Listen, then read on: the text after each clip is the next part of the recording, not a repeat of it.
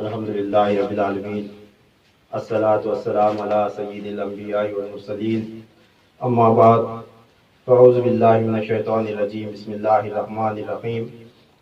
قال اللہ تبارک و تعالی فی القرآن المجید والفرقان الحمید، ان اللہ وملائکتہ یصلون علی النبی یا ایہا الذین آمنوا صلوا علیہ وسلموا تسلیما، اللہم صل علی سیدنا شفیعنا حبیبنا نبینا مولانا محمد وعلی آلہ وصحبہ وبارک وسلم، صلوا علیہ، الصلاۃ والسلام علیک یا رسول اللہ صلی اللہ تعالی علیہ وآلہ وسلم۔ یہ مہینہ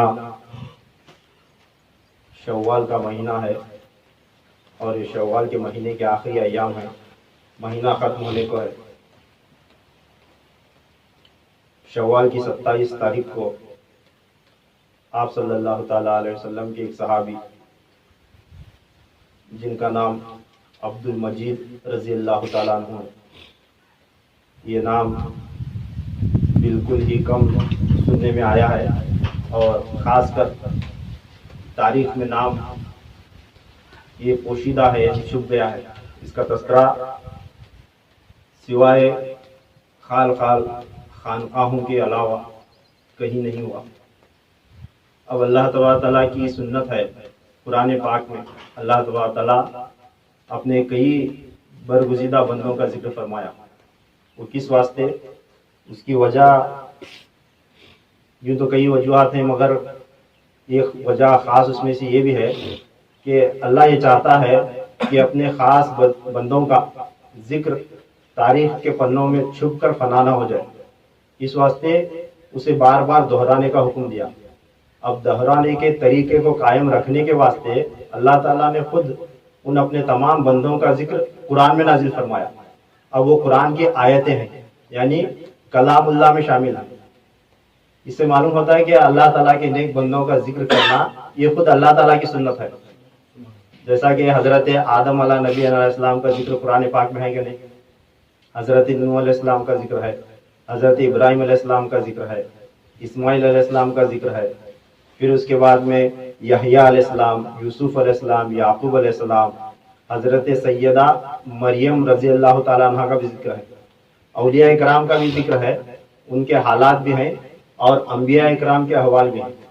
اب کوئی یہ کہہ سکتا ہے کہ وہ انبیاء اکرام ہیں، ان کے زمانے کو یاد دلانے کے واسطے اللہ تعالیٰ نے انبیاء کا ذکر قائم رکھا، مگر اس کے ساتھ ساتھ اللہ تعالیٰ اولیاء اللہ کا بھی ذکر قرآن میں بیان فرمایا اور کئی جگہ پر خاص نام لے لے کر کیا، اور اس میں خصوصاً نام آتا ہے حضرت سیدہ مریم رضی اللہ تعالیٰ عنہ کا۔ آپ تو ولی نہیں، نبی نہیں، ولی ہیں۔ حضرت مریم رضی اللہ تعالیٰ عنہ نبی نہیں، ولیہ ہیں، تو ولیوں کا ذکر کرنا اللہ تعالیٰ قرآن میں جو ہے صاف صاف بیان فرمایا کہ کتنا افضل ہے۔ اب صرف ان کے زندگی کے حالات، ان کے عبادت کے طور طریقے کہ اللہ تبارک تعالیٰ کی بندگی میں کتنے کامل تھے، یہ بیان کرنے کے علاوہ اللہ تبارک تعالیٰ حضرت سیدہ مریم رضی اللہ تعالیٰ عنہ کے احوال ایسے بیان فرمایا ہے کہ وہ پڑھنا ہمیں ثواب ہے، اس کی تلاوت کرنا ہمیں ثواب قرار دیا گیا ہے۔ اب قرآن پاک کا ہر لفظ تلاوت کرنا ثواب ہے کہ نہیں؟ سیدہ مریم رضی اللہ تعالیٰ عنہ جب عیسیٰ علیہ السلام کی ولادت کا وقت قریب آیا تو اس وقت آپ بیت المقدس چھوڑ کر باہر چلی گئی، ایک درخت کے نیچے جا کر بیٹھی۔ پھر بیٹھنے کے بعد جب عیسیٰ علیہ السلام پیدا ہو رہے تھے تو اس وقت ان کے پیٹ میں جو درد ہو رہا تھا وہ بھی درد کا تذکرہ بھی اللہ تعالیٰ قرآن میں کیا۔ اب وہ پڑھنا بھی ہمیں ثواب ہے، اگر ہمیں وہ بھی پڑھے تو ثواب ہے کہ حضرت عیسیٰ علیہ السلام کے پیدا ہوتے وقت مریم رضی اللہ تعالیٰ عنہ کو یوں درد ہو رہا تھا، پھر اللہ تعالیٰ نے انہیں پانی کا چشمہ نکال کر دیا، پھر اس درخت سے جو ہے پھل نکالے، وہ پھل کھائے۔ یہ ساری باتیں، یہاں تک کہ ڈیلیوری کے وقت عورت کو جو جو تکلیف ہوتی اس کا بیان بھی اللہ تعالیٰ قرآن میں کیا، اور وہ سب کا سب پڑھنا تلاوت کرنا ہمیں ثواب ہے۔ قرآن پاک کے ہر لفظ کا تلاوت کرنا جو ہے ہم ثواب قرار دیا گیا ہمارے کو۔ تو اس سے معلوم ہوتا ہے کہ اولیاء کرام کا جو بھی تمہیں تذکرہ کرو، جو بھی ان کی شان بیان کرو، اس میں ثواب ہی ثواب ہے، اس میں ثواب ہی ثواب ہے۔ اللہ تعالیٰ قیامت تک یہ لوگوں کو ایک میسج دیا کہ میرے برگزیدہ بندوں کا احوال، ان کے حالات، ان کی زندگی کے حالات جو ہے نا تمہیں کبھی بھی بھولنا نہیں، اسے جو ہے تاریخ کے پنوں میں دفن نہیں کرنا، تمہیں خود بھی اسے تلاوت کرنا اور آنے والی نسلوں کو بھی جو ہے نا اسے تلاوت کرنے کو لگانا اور اس کا درس دیتے رہنا، یعنی اللہ کے نیک بندوں کا درس بھلانا نہیں۔ اب یہ جو میں نام لیا حضرت عبد المجید رضی اللہ تعالیٰ عنہ، یہ کون ہے؟ اس کے بارے میں پچھلی مرتبہ میں آپ لوگوں کو بتایا تھا۔ اب میں چاہتا ہوں کہ ان کے بارے میں مکمل تھوڑا سا جو ہے تذکرہ جتنا بھی میرے پاس مواد ہے وہ بیان کر کے یوٹیوب پر جو ہے اسے لوڈ کریں گے، اور ہمارا تمام جو ہے جو ہمارے سے منسلک ہیں ان تمام لوگوں تک یہ تذکرہ پہنچے اور اس کی فضیلت بھی معلوم ہو کہ یہ کیا چیز ہے، کہ حضرت عبد المجید رضی اللہ تعالیٰ عنہ کون ہے اور کس طرح انہوں نے اپنا ایک خاص علم دنیا کو جو ہے بانٹا ہے، اور آج دنیا یعنی خاص اولیاء اللہ ان کی عطا کردہ ایک چیز سے فیض حاصل کرے۔ وہ کیا ہے کہ جب آپ صلی اللہ علیہ وسلم کی بعثت مبارکہ ہوئی، اعلان نبوت ہوا، تو صحابہ کرام اسلام کا پیغام لے کر جگہ جگہ پہنچے، تو ان میں سے حضرت جابر بن عبداللہ رضی اللہ تعالیٰ عنہ صحابی رسول صلی اللہ علیہ وسلم، یہ اسلام کا پیغام لے کر مغربی ممالک کی طرف گئے۔ جب آپ گئے تو وہاں پر آپ کی ملاقات ایک عامل کے ساتھ ہوئی، ایک عامل بھی تھے اور عالم بھی تھے جو توریت اور انجیل پر کام کیا کرتے تھے ہمیشہ۔ یہ توریت اور انجیل کے عامل تھے، ان کا نام تھا جوشغی۔ کیا نام تھا؟ جوشغی ان کا نام تھا، توریت اور انجیل کے عامل تھے۔ جب یہ گئے حضرت جابر بن عبداللہ رضی اللہ تعالیٰ عنہ، تو حضرت جابر رضی اللہ تعالیٰ عنہ جب جا کر وہاں اسلام کی دعوت پیش کرے، ان کے ساتھ ملاقات ہوئی، تو تب جو ہے انہوں نے اسلام کے بارے میں سنا اور آپ صلی اللہ تعالیٰ علیہ وسلم کے بارے میں جب سنا تو وہ جوشغی کہتے ہیں کہ مجھے آپ کے نبی رسول محمد صلی اللہ تعالیٰ علیہ وسلم کے پاس لے چلو، میں خود براہ راست ان کی مجلس میں حاضر ہو کر ان سے بات کرنا چاہتا ہوں۔ یہ کون بولے؟ حضرت وہ جوشغی جو توریت اور انجیل کے عامل تھے، یہ حضرت جابر رضی اللہ تعالیٰ عنہ بولے۔ بولنے کے بعد حضرت جابر رضی اللہ تعالیٰ عنہ انہیں لے کر آپ صلی اللہ تعالیٰ علیہ وسلم کی خدمت میں حاضر ہوئے۔ جب وہ آقا دو جہاں صلی اللہ علیہ وسلم کی خدمت میں حاضر ہوئے تو حاضر ہونے کے بعد سب سے پہلے حاضر ہو کر انہوں نے آقا علیہ السلام کے دست انور پر بیعت کی اور اسلام قبول فرمایا۔ تو کیا کرے؟ اسلام قبول کرے۔ اسلام قبول کرنے کے بعد آقا دو جہاں صلی اللہ علیہ وسلم نے ان کا نام عبد المجید رکھا۔ آقا علیہ السلام ان کا نام عبد المجید رکھے۔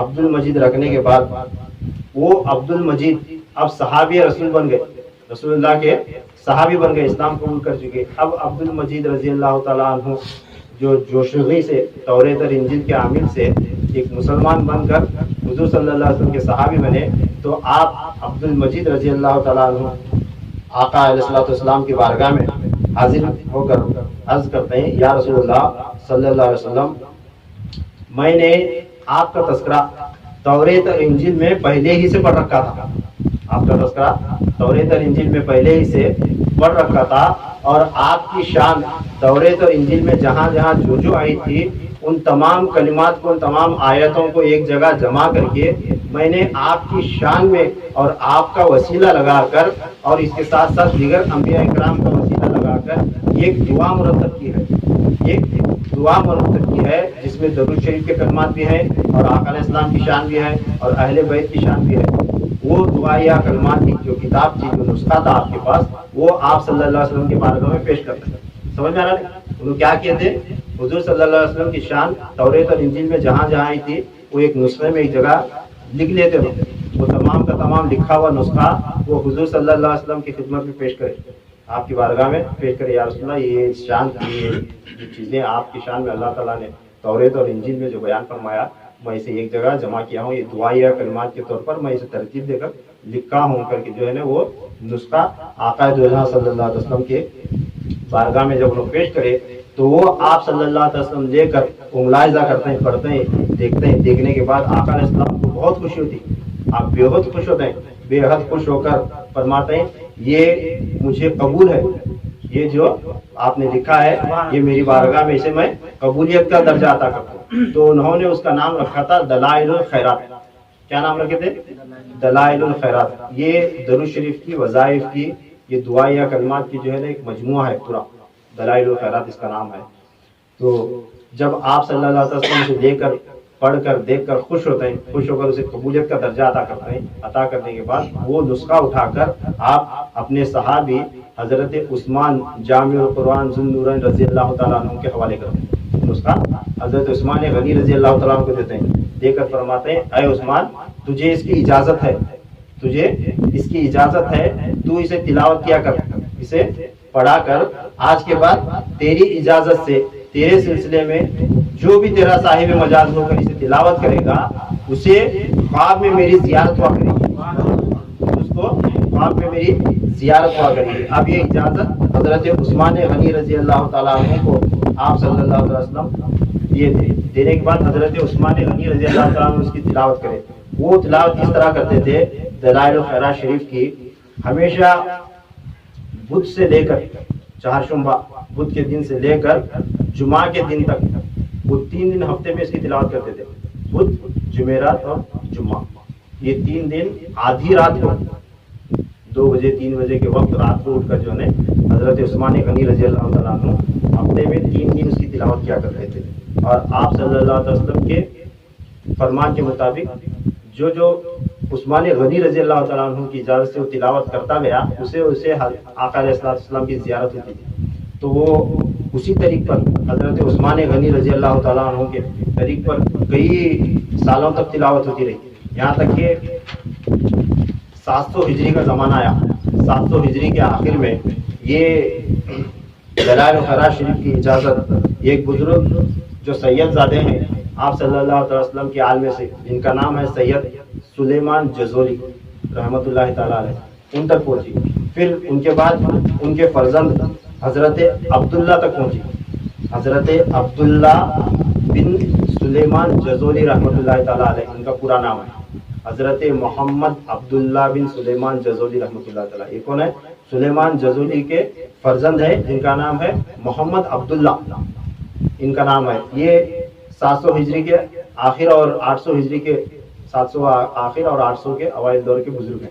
حضرت محمد عبداللہ بن سلیمان جزولی رحمۃ اللہ تعالیٰ علیہ جب یہاں تک پہنچی تو ان کو حضرت محمد عبداللہ رحمۃ اللہ تعالیٰ علیہ کو ان کے پیر و مرشد حضرت شیخ عبد الرحمن یمنی رحمۃ اللہ تعالیٰ علیہ سے اس کی اجازت ملی. اب یہ حضرت محمد عبداللہ بن سلیمان جزولی رحمۃ اللہ تعالیٰ علیہ یہ سید زادے ہیں آل رسول میں سے, اور یہ حضرت شیخ عبد الرحمن یمنی رحمۃ اللہ تعالیٰ یہ بھی شیخ ہیں, اور جنہوں نے یہ مرتب کیا تھا وہ بھی غیر سید ہیں, عبد المجید رضی اللہ تعالیٰ عنہ. عثمان غنی رضی اللہ تعالیٰ تلاوت کرتے کرتے اس کی اجازت چلتے چلتے سلسلہ وار 700 ہجری کے آخر تک یہاں تک گئے. آنے کے بعد حضرت محمد عبداللہ رضی اللہ تعالیٰ عنہ اپنے پیر و مرشد حضرت شیخ عبد الرحمن یمنی رحمۃ اللہ علیہ سے اس کی اجازت لے کر اسی طریق پر تلاوت کرتے تھے. کب؟ بدھ, جمعرات, جمعہ, یہ 3 دن آدھی رات کو 2 بجے کے بعد میں جو ہے نا انہوں اس کی تلاوت کیا کرتے تھے. تو انہیں بھی بار بار حضور صلی اللہ علیہ وسلم کی زیارت ہوا کرتی تھی. ایک روز ایسا ہوا کہ حضرت سید محمد عبداللہ بن سلیمان جزولی رحمۃ اللہ تعالیٰ علیہ ایک مرتبہ یہ تلاوت کر کے سو گئے. تو سو جانے کے بعد عالم جبروت میں, مرتبہ جبروت میں حضور صلی اللہ تعالیٰ علیہ وسلم کو انہیں دیدار نصیب ہوا. جب دیدار نصیب ہوا تو آقا علیہ السلام انہیں ایک حکم دے. کیا حکم دے؟ فرماتے ہیں کہ اے فرزند محمد عبداللہ, تو اس دعا کو اور عمدہ طریقے سے نئے سرے سے ترتیب دے, اور اچھے انداز میں نئے سرے سے اس دعا کو, اس دلائل الخیرات شریف کو ترتیب دے, تاکہ مخلوق خدا کو اس سے اور فیض پہنچے.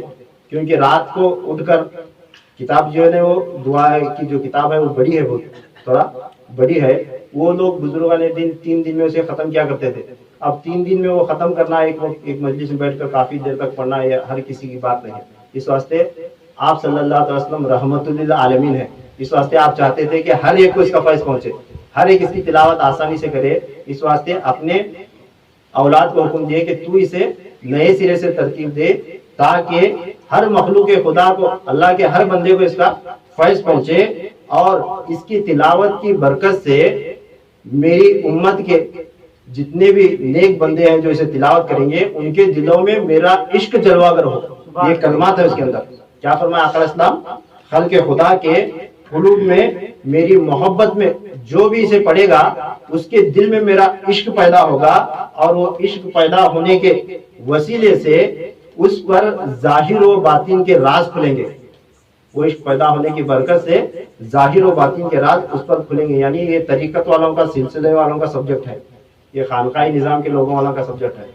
شریعت والے بھی اسے تلاوت کرتے ہیں، مگر اگر اسے با اجازت تلاوت کیا جائے تو اس کا فائدہ ہے، نہیں تو وہ فائدہ نہیں ہوتا۔ ثواب ملتا ہے، پڑھنے کا ثواب ملتا ہے، اس میں درود شریف ہے، اذکار ہے، ذکر اذکار وغیرہ اس میں ہے، وہ درود شریف وغیرہ جو بھی کلمات اس میں تلاوت کرتے ہیں اس کا ثواب ملتا ہے، مگر وہ روحانی فیض نہیں ہوتا۔ وہ روحانی فیض کب ہوتا؟ جب کسی بزرگ سے باقاعدہ مرید ہو کر اس کی اجازت لینا، وہ اجازت لے کر پڑھے تو اس کا فیض ہے۔ تو آپ صلی اللہ علیہ وسلم کیا فرمائے کہ اے محمد عبداللہ، تو اس کو نئے سرے سے ترتیب دے تاکہ ہر ایک تک یہ پہنچے اور ہر ایک کو اس کا فیض ملے، اور جو جو اسے تلاوت کرے اس کے دل میں میرا عشق پیدا ہو، اور اس عشق کے پیدا ہونے کے وسیلے سے اس پر ظاہر و باطن کے راز اس پر کھل جائیں، یعنی اسے کشف حاصل ہو، اس ہر ظاہر و باطن کا انکشاف اس پر ہو۔ پھر حضرت محمد عبداللہ بن سلیمان جزولی رحمۃ اللہ تعالی علیہ حضور صلی اللہ علیہ وسلم کے اس حکم پر عمل کرتے ہوئے اس دعا کو 7 منزلوں پر تقسیم کرے۔ کتنے؟ 7 منزلوں۔ ہفتے کے جو 7 دن ہیں نا، وہ 7 دن میں تھوڑا تھوڑا تھوڑا کر کے اسے ڈیوائیڈ کر کے 7 منزل بنائے۔ پہلے 3 منزل تھے اس کے، پھر انہوں 7 منزل بنائے۔ 7 منزل بنا کر پورا مکمل ہو جانے کے بعد وہ لے کر حضور صلی اللہ علیہ وسلم کے روزے اقدس پر حاضر ہوئے۔ کتاب لے کر اپنی مرتب کی بھی حضور صلی اللہ علیہ وسلم کے روزے اقدس پر حاضر ہوئے۔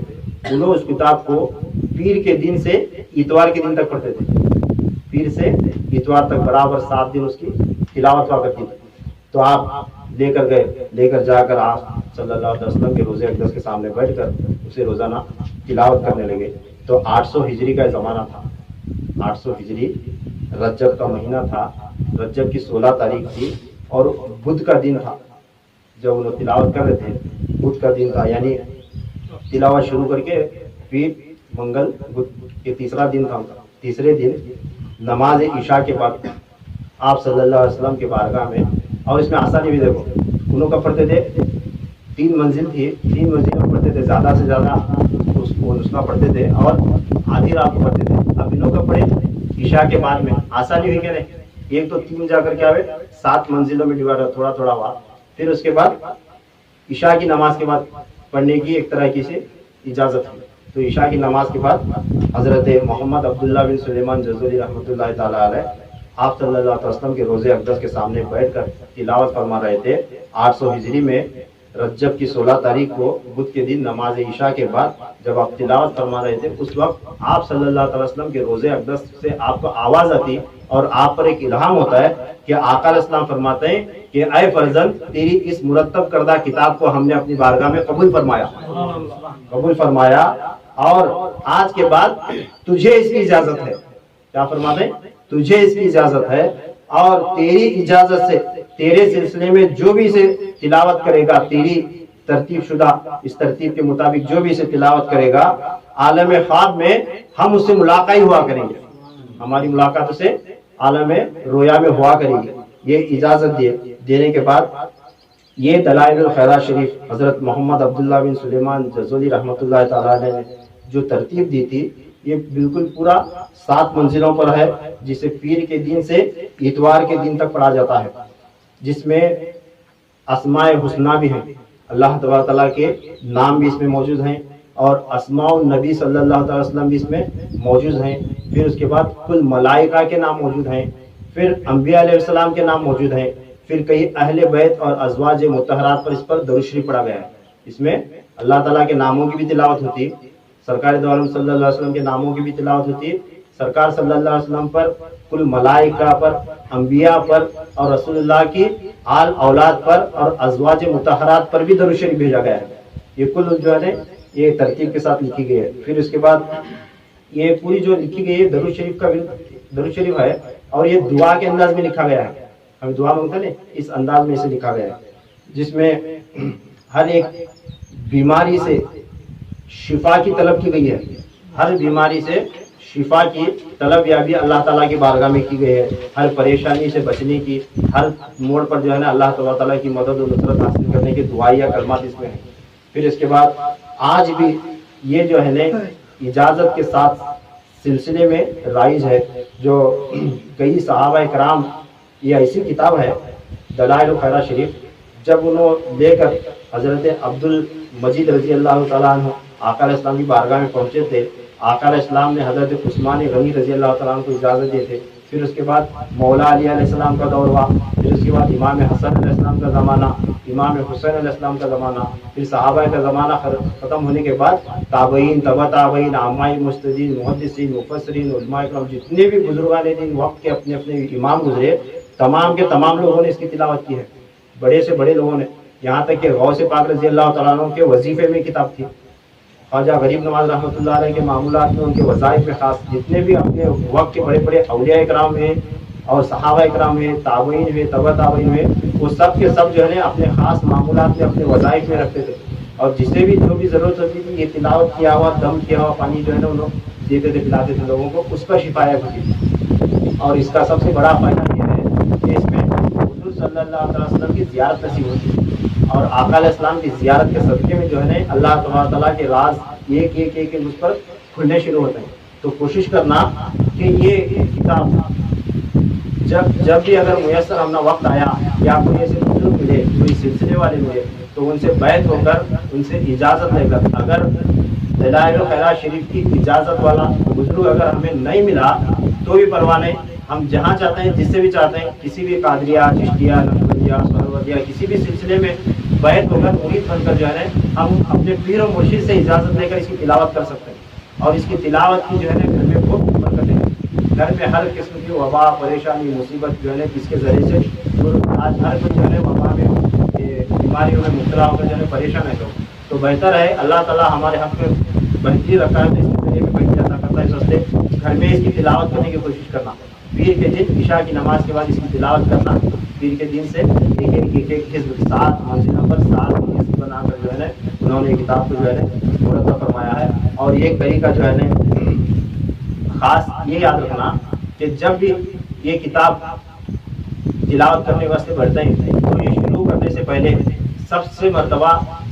پہلی مرتبہ سب سے پہلے ایک سورہ فاتحہ حضور صلی اللہ علیہ وسلم کے روح اقدس پر پڑھنا. اگر آپ کو پڑھنا ہے تو میں اس کا طریقہ بتا رہا ہوں. یہ سب سے پہلے کیا کرنا، حضور صلی اللہ علیہ وسلم پر ایک مرتبہ ایک سورہ فاتحہ پڑھنا. پھر اس کے بعد ایک سورہ فاتحہ حضرت عبد المجید رحمۃ اللہ تعالیٰ علیہ صاحب مصنف دلائل الخیرات، انہوں اصل مصنف ہے اس کے.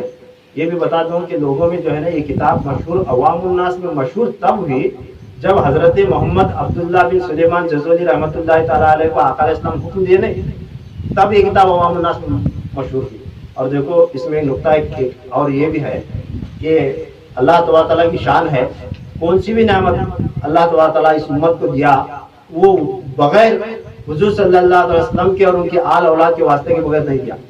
جو بھی اس امت کو نعمت ملی ہے وہ حضور صلی اللہ علیہ وسلم کے وسیلے سے اور ان کے آل اولاد کے وسیلے سے ملی.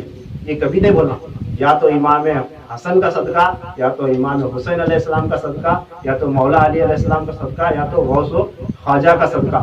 اب اولیاء اللہ کا جن میں آل رسول جو بھی ہیں، آل رسول کے صدقے میں جو ہے نا اللہ تعالیٰ اپنی نعمتوں کو تقسیم فرمایا. اس واسطے 14 نفوس قدسیہ جو آئے قیامت تک، جس میں آخری امام مہدی علیہ السلام آنے والے ہیں، وہ سب کے سب آل رسول ہیں. وہ سب کے سب کون ہیں؟ آل رسول ہیں. مولا علیہ السلام سے لے کر امام مہدی علیہ السلام تک. تو دنیا بنائی بھی ان کے صدقے میں، چلا رہے ہیں ان کے صدقے میں، آخر میں انہی کے صدقے میں ایمان بچا کر اللہ تعالیٰ پھر یہ دنیا کا خاتمہ کرے گا. تو مصنف ہے حضرت عبد المجید رضی اللہ تعالیٰ عنہ، اس کے مصنف ہیں. پھر اس کے بعد انہوں نے کتاب مرتب کی تھی تو دلائل الخیرات شریف. تو اس کے بعد یہ کتاب اولیاء بڑے بڑے صحابہ کرام تلاوت کرے، تابعین تلاوت کرے، تبع تابعین تلاوت کرے، مگر جو ہے نا یہ کتاب اتنی مشہور و معروف نہیں ہوئی. یہ کتاب جو ہے نا اتنی مشہور و معروف نہیں ہوئی. کہاں تک؟ جب حضرت سید محمد عبداللہ بن سلیمان جزولی رحمۃ اللہ تعالیٰ علیہ تک جب تک نہیں آئی تب تک کا کیا ہو اتنی مشہور و معروف نہیں ہوئی. جب آقا علیہ السلام حکم دے کر عوام الناس تک بھی یہ کتاب پہنچنا اور عوام الناس کو بھی اس کا فیض پہنچنا، جب یہ بات فرما کر حکم دے کر ان کے ہاتھ سے مرتب کروائے تو تب اس کا فیض عوام الناس میں بھی جاری ہوا، سب لوگوں کو معلوم ہوا اور یہ سر عام جو ہے نا اس کی شہرت پذیر ہونے لگی. اب وہ کیا میں بتا رہا تھا کہ حضور صلی اللہ تعالی وسلم کے حکم کے مطابق حضرت سید سلیمان محمد عبداللہ بن سلیمان جزولی رحمۃ اللہ تعالیٰ علیہ جب اسے مرتب کیے تو آل رسول کے صدقے میں یہ کتاب جو ہے نا ہم تک پہنچی اور لوگوں میں ایسا مشہور ہوا کہ کتاب کو لکھنے والے حضرت محمد عبداللہ بن سلیمان جزولی رحمۃ اللہ تعالیٰ علیہ ہی ہیں. ایسا مشہور ہے لوگوں میں، عوام الناس میں، اور کئی علماء کرام بھی یہی بتائیں گے. آپ لوگوں کو یوٹیوب پر سرچ کرو، دیکھو دلائل القرآن شریف کا تو اس کے مصنف کا نام آئے گا. کس کا نام آتا ہے؟ حضرت محمد عبداللہ بن سلیمان جزولی رحمۃ اللہ تعالیٰ علیہ کا نام آتا ہے. اصل میں اس کے حقیقی مصنف حضرت محمد عبداللہ بن سلیمان جزولی رحمۃ اللہ تعالیٰ نہیں ہے. یہ آپ صلی اللہ علیہ وسلم کے زمانے سے چلی آ رہی ہے. اس وقت حضرت عبد المجید رضی اللہ تعالیٰ عنہ جن کا نام پہلے جوشغی تھا، جنہوں نے اسلام قبول کر کے آقا علیہ السلام کی بارگاہ میں وہ کتاب پیش کر کے اسے قبولیت کا درجہ عطا کر کے پھر عثمان غنی رضی اللہ تعالیٰ سے چلی، تو حضرت محمد عبداللہ بن سلیمان جزولی رحمۃ اللہ تعالیٰ علیہ یہ لکھنے والے نہیں ہیں، صاحب مصنف نہیں، انہوں اسے نئے سے ترتیب دینے والے ہیں. اس واسطے یہ کنفیوژن ہے لوگوں میں. جو بھی ہو، میں جو بات بتا رہا تھا کہ اگر آپ کو کبھی بھی اسے تلاوت کرنا ہے تو اللہ کے لیے حضرت عبد المجید رضی اللہ تعالیٰ عنہ کا نام نہ بولیں. اس واسطے ایک طریقہ اپنانا کہ شروع کرنے سے پہلے سب سے پہلے ایک سورہ فاتحہ حضور صلی اللہ علیہ وسلم کے روح اقدس کو، پھر ایک سورہ فاتحہ حضرت عبد المجید رضی اللہ تعالیٰ عنہ کے روح اقدس کو، پھر ابن صاحب مصنف ہے. پھر چونکہ اس کی اجازت سب سے پہلے حضرت عثمان غنی رضی اللہ تعالیٰ عنہ کو عطا کی گئی تھی، اس واسطے ایک سورہ فاتحہ حضرت عثمان غنی رضی اللہ تعالیٰ عنہ کے روح اقدس کو بخشنا. کیونکہ جب پڑھنے بیٹھے تو ان بزرگوں کی ہماری طرف توجہ ہو، اس کا مقصد یہ ہے. پھر ایک سورہ فاتحہ کیا کرنا؟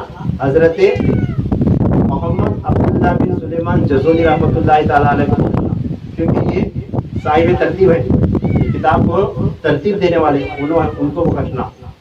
پھر ایک سورہ فاتحہ کل نبیین، صدیقین، شہداء و صالحین اور کل ملائکہ کے ارواح مقدسہ کو بخشنا. 5 سورہ فاتحہ پڑھنا، پڑھ کر جو ہے نا شروع کرنا کتاب.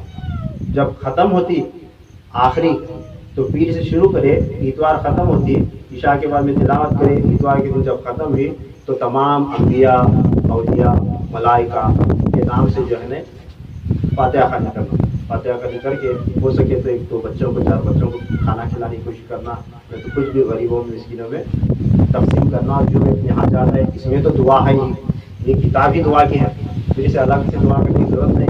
مگر جو کہ ہمارے حاجات ہیں اسے الگ سے پھر فاتحہ خوانی کر کے دعا کرتے ہیں. اللہ تعالیٰ بے شک حضور صلی اللہ علیہ وسلم کے صدقے طفیل میں، آل رسول کے صدقے طفیل میں اس کا فیض ہمیں عطا کرتا ہے. اور سب سے بڑی اس کی برکت کیا ہے، سب سے بڑا اس کا کمال کیا ہے؟ آقا دو جہاں صلی اللہ علیہ وسلم کی زیارت نصیب ہوتی. تو دل سے کسی کے پاس اس کی اجازت لے کر جو ہے اسے پڑھو، پڑھنے کی کوشش کرو. اور ان 5 بزرگوں کو جو ہے ہمیشہ یاد رکھ کر، 4 ایک آقا علیہ السلام میں، پھر درمیان میں حضرت عبد المجید رضی اللہ عنہ، حضرت عثمان غنی رضی اللہ تعالیٰ عنہ، حضرت محمد عبداللہ بن سلیمان جزولی رحمۃ اللہ تعالیٰ علیہ، یہ 3 میں آقا علیہ السلام کل انبیاء، صدیقین، شہداء، ملائکہ کے نام سے فاتحہ خوانی کر کے شروع کرنا. ایک سورہ فاتحہ پڑھ کے الگ الگ، پھر اس کے بعد آخر میں نکلنا. فاتحہ خوانی کر کے اپنی حیثیت کے مطابق اس کا معمول بنا لیں زندگی میں. انشاءاللہ اللہ تعالیٰ اس کا فیض عطا کرے گا. کیونکہ میں بیان آج کے دن اس واسطے کیا کہ 27 یہ شوال کی جو 27 تاریخ ہے، یہ حضرت عبد المجید رضی اللہ تعالیٰ عنہ کا یوم وصال کا دن ہے. ان کا انتقال میں سو، یہ جو صاحب مصنف ہے جلال کا ان کا انتقال میں سو. اس واسطے آج کے دن یہ بیان جو ہے میں کے حق میں کیا. اللہ تعالیٰ ہمارا یہ تقریر کرنا لوگوں تک پہنچانا قبول فرمائے. ہم تمام کو فیض حاصل ہو, روحانی فیض حاصل ہو, برکت حاصل ہو. ہم بھی جو ہے نا نماز کے بعد ان کے نام سے فاتحہ خوانی کریں گے. آپ بھی اپنے گھروں میں کرنے کی کوشش کریں. اللہ تعالیٰ یہ بیان کرنے کے صدقے میں ہم تمام کو, اور جو اس بیان کو سنیں گے اور اس کا اہتمام کریں گے, ان تمام کو حضور صلی اللہ تعالیٰ علیہ وسلم کے دیدار کے فیضان سے ہمیں مشرف نصیب فرمائے. تمام کا خالص نام کا دیدار نصیب عطا فرمائے. میرے کہنے میں, نام لینے میں, بیان کرنے میں کچھ بھی غلطی خامی نیچ ہوئی تو اللہ تبارک تعالیٰ اپنے فضل و کرم سے معاف فرمائے. وآخر دعوانا ان الحمد للہ رب العالمین وما علینا الا البلاغ.